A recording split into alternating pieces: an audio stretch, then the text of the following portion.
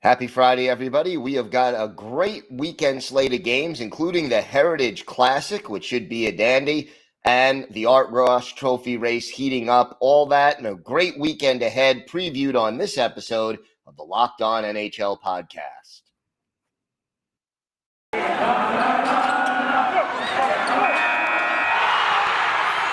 You're Locked On NHL, your daily podcast on the National Hockey League. Part of the Locked On Podcast Network, your team every day.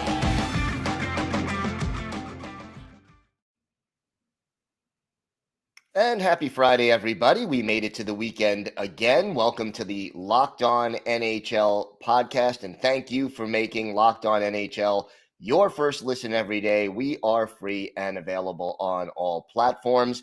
I am Gil Martin. You can find me on Twitter at IceWarsNYR, VSNYI.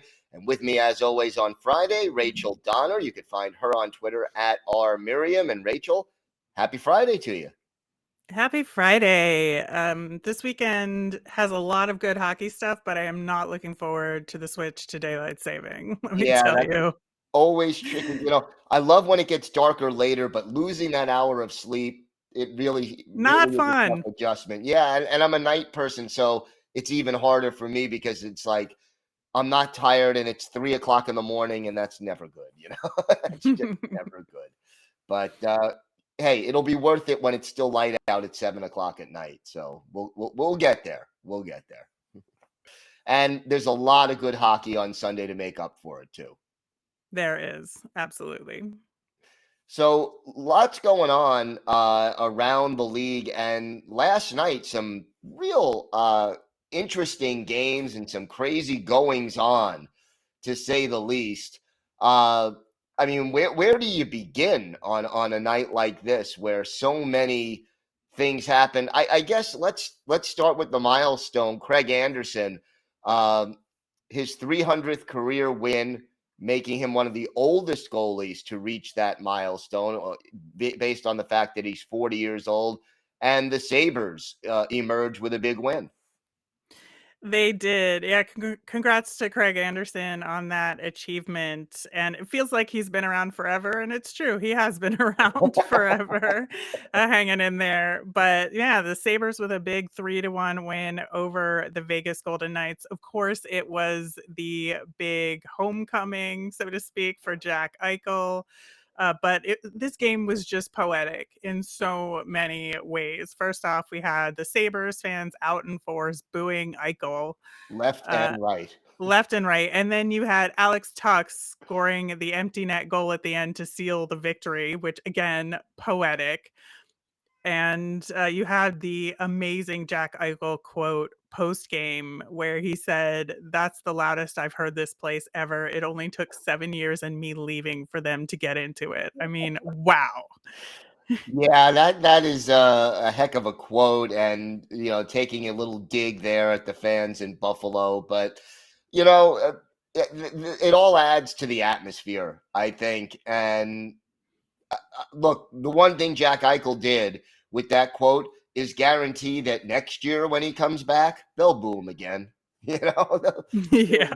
There's no love lost now. If there was any way that they were going to let it go, that's gone. That's not going to happen now. Nope.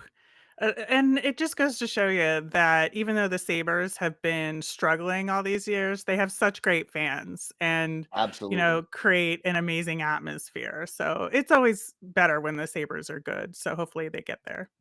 agreed. And they will be featured prominently this weekend. So we're looking forward to that as well.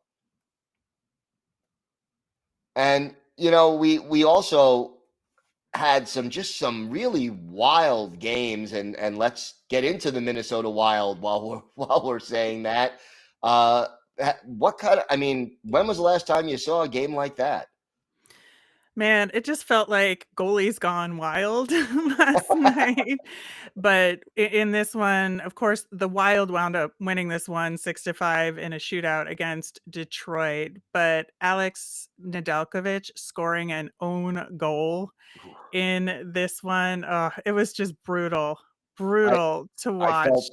I felt for him in that moment, but wow. Yeah.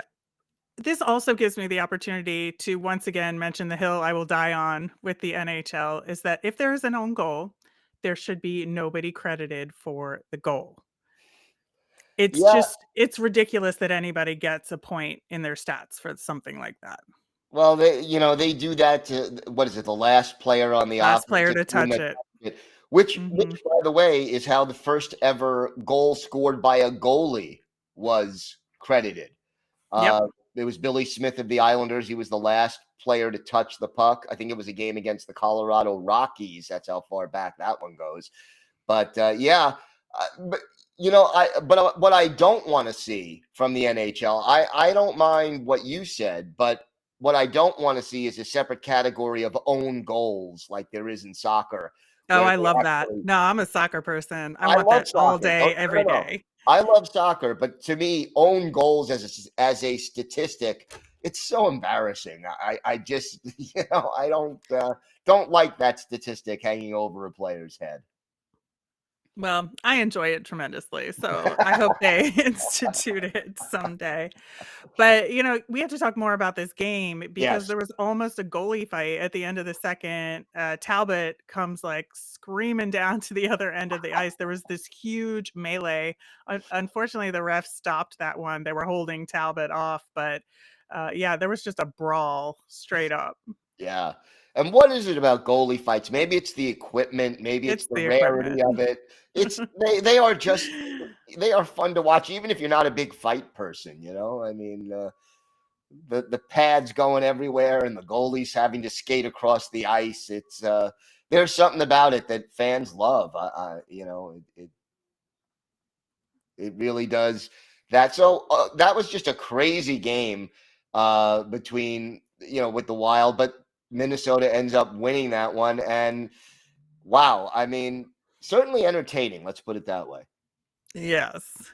Also entertaining, though, was the Arizona Coyotes versus the Toronto Maple Leafs. Man, first of all, Arizona has now won 4 games in a row, which who'da thunk, Yeah, right?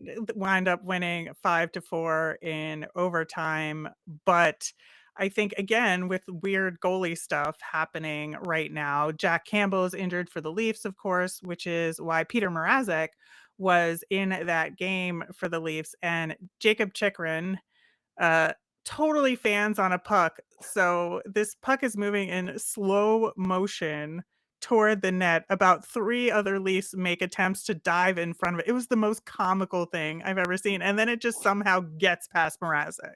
yeah, it was crazy. It looked like Keystone Cops all over again. But yeah, I mean, never a dull moment, right? And boy, the Leafs, those are that's well, they got 1 point, but that's 1 point they really are going to want to have back. And their goaltending situation as we head to the trade deadline now is even more complicated. It really is. Mrazek got pulled in that game later. And so, they've called up more of a prospect goalie, but they are kind of in a weird situation. So I bet they're going to be shopping around a little bit depending on, what the prognosis is for Jack Campbell. Yeah, how long he's going to be out. And look, the Leafs did make a good comeback to at least get 1 point last night. But when you're playing a team near the bottom of the standings like the Coyotes, you want to get the 2. You absolutely do. So yeah, just a crazy night last night. And then wanted to touch on the race for the Art Ross Trophy. I mean, right now we have 6 points separating the top 5. Jonathan Huberdeau now in first place with 82 points. McDavid with 81. Draisaitl 79. Johnny Gaudreau 77. And Austin Matthews 76. Uh, First of all, the top 5, 4 of them play for Canadian-based teams. And second of all, this is going to be a heck of a race down the stretch to see who wins the Art Ross. Yeah, and they all just seem to be keeping pace with each other. Just when you think somebody might pull away, everybody else either like gets a hat trick or just has a really good week. So I think they're all possibilities. Huberdeau, of course, like you said, is now leading the league, and he had 4 assists last night versus the Flyers, which did not go well for me. No. But it was an excellent performance by him. He has 64 assists on the season right now, which is 13 more than McDavid and Johnny Gaudreau, who are in second in that category. So he's kind of pulling away on that front. But then Johnny Gaudreau himself had a hat trick. So he's, again, keeping pace with that top group. And of course, the Flames won 4-1 in that game over the Lightning, which was also an important, exciting game from Yep. last night's action. Yeah, and I'm going to make a push for this. The NHL's assist leader should have their own trophy. What you want to call it? Interesting. I mean, there should be recognition for passing and the ability to create plays and set up scores. You want to call it the Adam Oates Trophy? I'm fine with that. You want to go name it after someone else? That's okay too. But to me, the NHL's assist leader should get some kind of hardware and recognition. I could get behind that. I could. Oh. Maybe I'd call it the Jake Voracek Trophy. But an exciting night, needless to say, around the National Hockey League, and the weekend ahead should be even better. But Rachel, why don't you tell us a little bit about Built Bar? Yeah, it's almost mid-March, and I can't believe I'm saying that, but this is the time of year where most people, I think, would have given up on New Year's resolutions, but not this year for me. I can stick to it because of Built Bar. And have you tried their puffs? If you haven't, you're missing out on the first ever protein infused marshmallow. They're fluffy, they're marshmallowy, they're such a treat. And they have some incredible flavors with the puffs. They've got cinnamony churro, coconut marshmallow, and banana cream pie. I swear these are going to be your new favorite. And all Built Bars, including those puffs, are covered in 100% real chocolate. Go to built.com and scroll down to their macros chart. You're going to be blown away. Built Bars are high protein and low calorie. They're high fiber, but low carb. Most Built Bars contain about 130 calories, 4 grams of sugar, 4 net carbs, but 17 grams of protein. If you look at a candy bar, it's going to have 240 calories, a ton of sugar, and dozens of net carbs. And the regular Built Bars have a lot of delicious flavors too, like mint brownie, coconut almond. They've got white chocolate cookies and cream. New flavors are coming out all the time. They make it taste delicious first, then figure out how to make it healthy, but they pull it off every time. So go to built.com, use the promo code LOCKED15, and you'll get 15% off your order. That's promo code LOCKED15 for 15% off at built.com. Thank you for making Locked On NHL your first listen. For your next listen, check out the Locked On Now podcast, nightly recaps of every NHL game with analysis from our local experts. It's free and available wherever you get podcasts. So, Rachel, some big news surrounding your Flyers over the last couple of days, and I wanted to get your take on it. Yeah, Rasmus Ristolainen got a contract extension for 5 years at $5.1 million per year. Of course, he's a second pairing right-handed defenseman for the Flyers. Right now, he's got 13 points, 2 goals, 11 assists in 49 games. He's not an offensive defenseman, though. Let's be clear.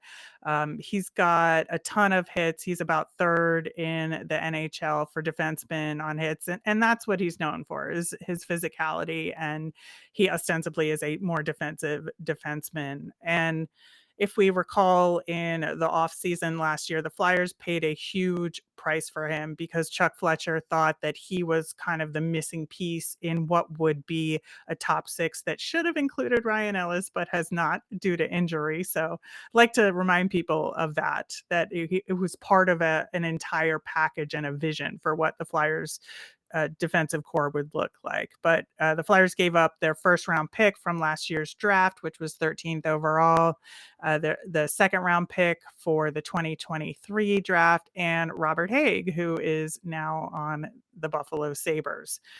So I think, when this announcement first happened, there was, a lot of dunking on the Flyers about it. And, by the numbers, Rasmus Ristolainen is not a good player. He's just not. And you watch him play and he makes some mistakes. He's not um he's not somebody you would want on your first pairing, which was the problem when he was in Buffalo, right? They expected too much of him. But I think because of the way the Flyer season has turned out, and they are generally not a bad team, not a good team overall, I think Risto's looked worse than he actually is. Now, expectations for him were on the floor, and I think he's slightly better than that. So that's a good thing, but at the same time, he's still not great. At the same time, are you gonna pay about 5 million per for a second pairing right-handed defenseman in general in the NHL? Yeah, I think you are. Yeah, and then the only question is, could you do better if you went in a different direction? Yeah, and I think for Chuck Fletcher, the philosophy here is Risto is a known entity, right? You know who he is, you know who he isn't, and where the Flyers are right now in terms of, not having a successful season and Chuck Fletcher wanting to try and turn things around very quickly. This is a retool for him. It's very clear. And Risto was one of his big swings last offseason. So at a certain level, he's probably got a lot personally invested in that move. So you look at that factor, you look at him being a known entity versus not being sure what the market is going to look like and who's going to be available and who's going to be willing to sign with the Flyers. Remember, Right. I really think Risto's agent probably did a cursory scan around the league and said, what could he potentially get out there? And the Flyers would probably pay him more. And so ultimately that's what he went with. So I think that while, yes, there is reason to say this is a bad deal for the Flyers, at the same time, I don't think it's the worst deal ever. It's certainly not as bad as the McDonald contract was. And at least we know where we stand now. So we can go into the offseason, we can figure out what's happening with Ryan Ellis, and we can figure out, we know what the cap space is going to be for this guy. So there's a lot of good things to come out of it. It just may not be the best second pairing defenseman out there. Yeah, there's the hot take, the quote, Rachel Donner, not Yeah. the worst deal ever. Yeah. I mean, that's basically where I've ended up on this. But let's sort of go big picture on this, because you mentioned the defenseman market and the trade deadline a week and a half away. There's a lot of chatter about defensemen, and it always seems to start with Jeff Chychrun. Jakob Chychrun. Jacob, But sorry, yes, Jacob no, Chychrun. I always say Jeff too. I'm sorry, yeah. But yeah, I mean, of course, he is I think, top defenseman out there, but he's also kind of a top pairing guy. He's the most expensive guy on the market. And so when you're looking at the trade deadline, who needs a guy like that versus who needs a depth signing, I think is what you want to look at, because I think most of the teams that are contenders right there have a pretty solid defensive core and don't need a guy like that. Are there teams that could use him? Yeah, I would say maybe the Leafs, maybe Florida, Hmm. but I think, it's a very small market for a guy like him at trade deadline. Yeah, I mean, at least among the contenders. I mean, I know there has been rumors about the Islanders being interested in him, maybe Edmonton. There's so many teams that they mentioned, but it may not be someone who is sort of on the high side of a contender looking for that final piece. Usually those kind of teams are looking more for a second or third pair defenseman and someone who is more defensive oriented. Yeah, I mean, I think that's a really good point. I also think that the depth defenseman market is going to be the more interesting part of it at trade deadline, which is coming up. We're a little over a week away now, which is scary to think about, but that's where we are. So you looking at, now that Ristolainen's off the market for the Flyers, Justin Braun becomes the bigger trade piece. He is a tremendous depth defenseman, I think. Again, right-handed, which is always at a premium. And he is a great third pairing defenseman, I think, for a team, but he can step up and play first pairing minutes if you need him to in a pinch, which he does for the Flyers, again, because of the Ryan Ellis injury. Right. I think Calvin DeHaan is a really good option out there, as well as, I think Ben Chiarot has his moments, but Yes. I think he's Good and gonna bad. good and bad out Yeah. there. But you got Giordano from the Kraken, which is going to be weird because he's their first captain. But I think there's a lot of interesting options out there on the depth defenseman side. Yeah, should be an interesting week and a half leading up until the trade deadline. And of course, we'll have it all covered for you here on the Locked On NHL Network.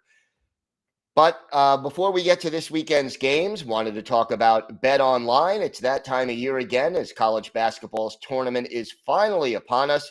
From all the latest odds, contests, and player props, betonline.net is the number one source for all your sports betting needs and info. BetOnline remains the best spot for all your sports scores, podcasts, and news this season.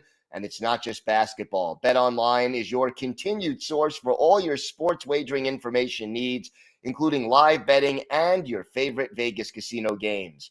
Head to the website today or use your mobile device to learn more about the trends and action. BetOnline, where the game starts. So, some pretty interesting games coming up this weekend.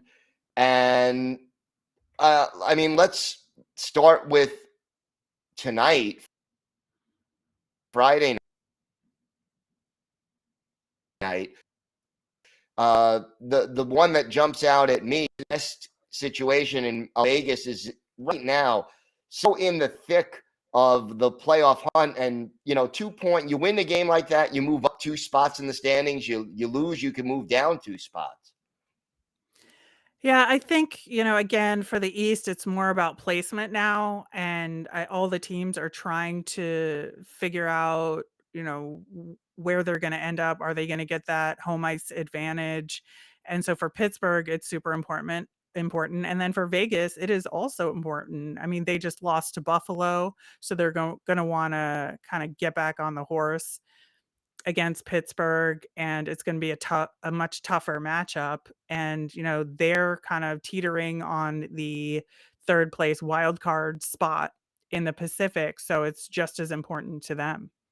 And then you have an interesting game late on the West Coast, Washington and Vancouver. Washington kind of struggling a little bit lately, and Vancouver still trying to hang on and get into that playoff race. And, they're not that far off. They're not. And as a side note, this is the Canucks Pride game, and they will be wearing the most amazing jerseys I think that have ever been created as a warm-up jersey for the NHL. That Mio, who's at FlyersWitch on Twitter, designed it, and it is one of the most stunning jersey designs you will ever see. So I highly recommend that you look it up. So I will be watching for the warm-up alone. I will definitely check that out. Yeah, you really should. It's just absolutely gorgeous. But the game should be great as well. The Caps have been uneven recently, and so I think they'll be looking to try and solidify their position in the playoffs. And the Canucks are just trying to play some fun hockey out there. Yeah, and they're doing it too. Since the coaching change, they have really gotten back into the swing of things, and it's been a positive change for them. On Saturday, one really interesting matinee, St. Louis visiting Nashville, 2 teams very close in the standings and fighting for position in that division. Yeah, I am excited for that one as well, just because, for me, Nashville, I think, was a little bit more of a surprise this season with how Mm-hmm. well they've been playing overall. And the Blues are probably one of the most fun teams overall this season as well. So, and there's a good rivalry there. So I think that'll be an excellent game to watch. And then a late night game that I'm looking at, the 2-time defending Stanley Cup champion Tampa Bay Lightning visiting the Edmonton Oilers. My only advice on this one, take the over. That's probably a good bet. but should be a very exciting game. East versus West, two quality offensive teams and a lot of skill out there on the ice.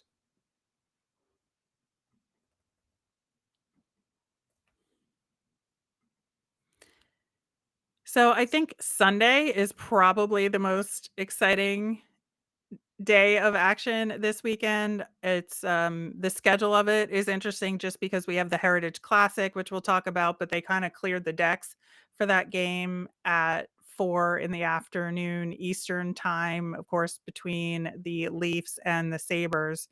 But then that pushes all the other games to like 7 o'clock that night on the East Right. Coast.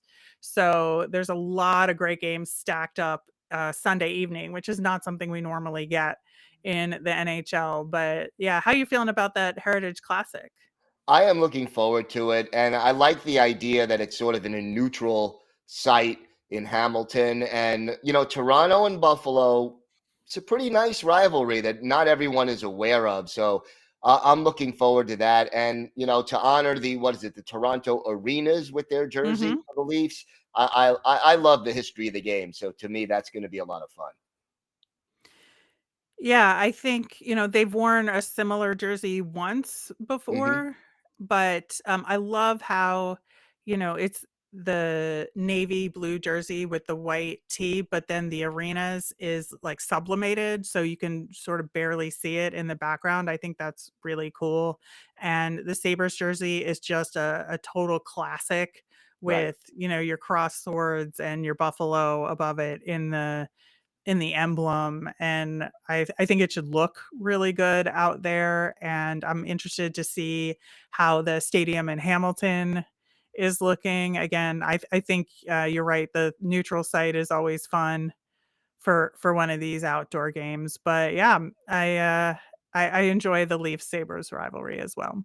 Yeah, that should be a fun one. And there's one game earlier in the day on Sunday that I think will be a good one. Carolina, Pittsburgh. Nice battle out east between two quality playoff teams. In Carolina, they need to keep the pedal to the metal if they want to emerge victorious in their division. Yeah, I think that it's again we're getting to that crunch time where we're trying to figure out where teams are going to wind up in the standings, and every single point counts. So I also think it increases, some of the quality of play in terms of creating more sort of playoff hockey style games. So that should be a lot of fun. Yeah, and then later on you've got Winnipeg and St. Louis and Nashville and Minnesota. I like both of those games on Sunday night as well. Yeah, and I like Florida at the Kings.